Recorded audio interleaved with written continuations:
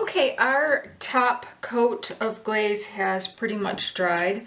I'm going to apply a regular coat of just titanium white to my sides. For this I use a small flat brush. It has a little water on it. I've just got some white in my palette bowl. And I'm not using a lot of water. I really don't want a lot of dripping or movement when I do my sides, so I'm going to keep it pretty much 100% paint.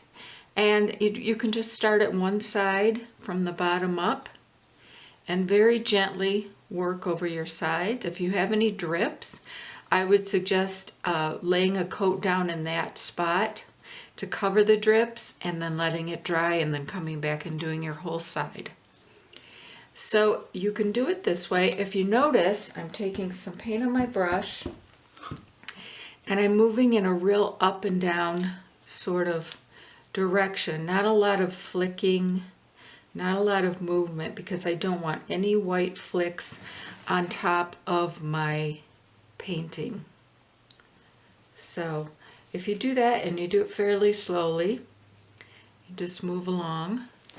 Then you can take a piece of damp paper towel in a point here if you need to, and just smoothly run it along here and catch any bits of paint and finish off for a very nice crisp finished edge.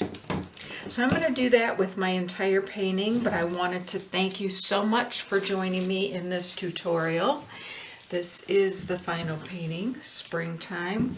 We've got a number of blues, greens, turquoise, the light yellow, and then some impasto texture up here toward the top. So I hope you enjoyed it. I hope you learned something and had fun, and I'll see you next time.